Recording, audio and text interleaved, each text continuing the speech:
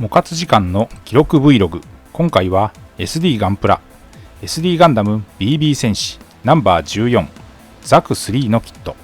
ずいぶん昔に遊んでいたものを今回は塗装のし直し、水性アクリル塗料を使ってシールで色分け対応をしていたところを中心にリペイントしました。キットは素組みの状態からミスタースーパークリア艶消しで塗装の下地を作っておきます。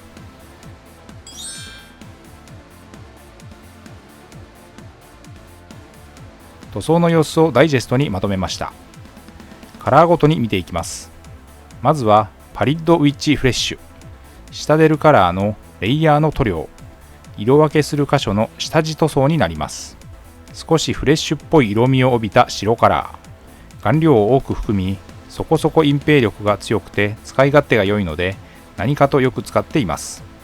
水で溶いて薄く色をのせていきます。このひと手間が後の色分けを効率よくしてくれます。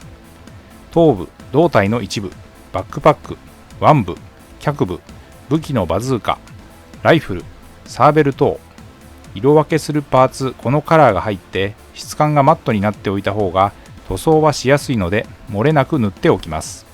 そして土台貝にも下地として塗りました。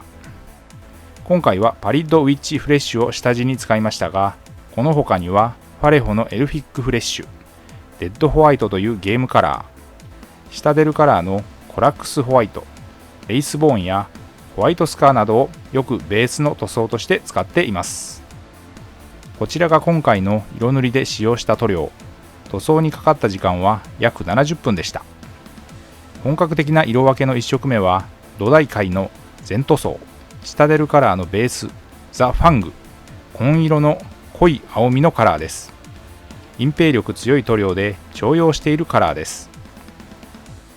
ここで白を上塗り、下出るカラーベースのコラックスホワイトです。少しグレーがかった白カラー。今回のザク3にはイメージのあった色のチョイスだったかなと思います。下出るカラーはイギリス生まれの水性アクリル塗料でミニチュアホビー用のカラー。ベース、レイヤー、コントラスト、シェード、ドライ、テクニカルと用途に応じて様々な種類の塗料があります。粘性が高く隠蔽力の強いカラーが多いので下地の色を気にせずに塗ることができます。 BB 戦士はガンダムシリーズのモビールスーツを2、3頭身で表現、ディフォルメした SD ガンダムのプラモデルシリーズ。1987年の発売開始。このザク3のキットは1988年8月に発売されたキット。 BB 戦士の名前は BB 弾の発射ギミックに由来。塗料はホビー用水性アクリルの下出るカラーとパレホー併用です。筆塗りで色付けをしていきました。色の境目や細部は面相筆で、広い面積は模型用のブラシなどで着色をしました。さらに細部は極細筆を使用しました。次はライトなグレーです。下出るカラーベースセレストラグレイ、頭部、胴体、腕部に。このカラーも粘性高くて隠蔽力強い塗料。そして黒です。ファレホのゲームカラーブラック、頭部、腕部、バズーカ、ライフルに。下地の白も効いて一発で色が乗りました。ファレホはスペインが発祥の水性アクリル塗料で世界最高級と言われます。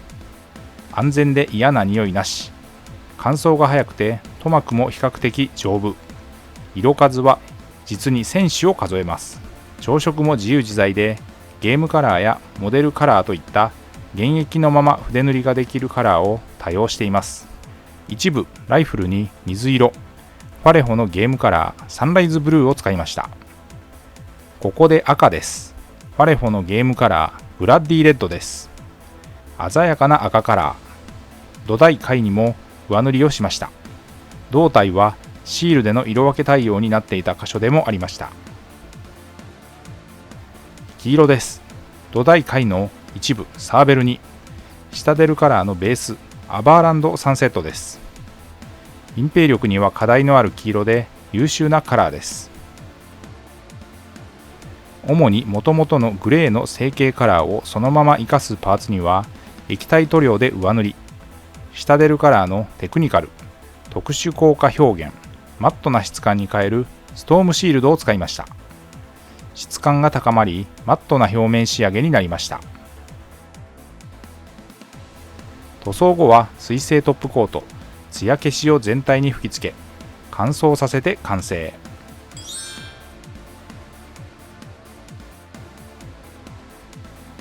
色塗り終わった各パーツを組み上げていきます。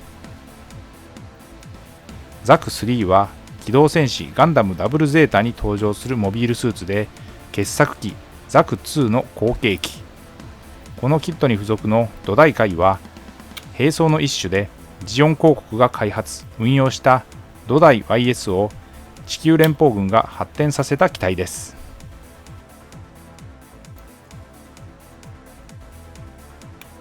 右手にライフル、左手にサーベルを持たせて土台階に乗せて組みました。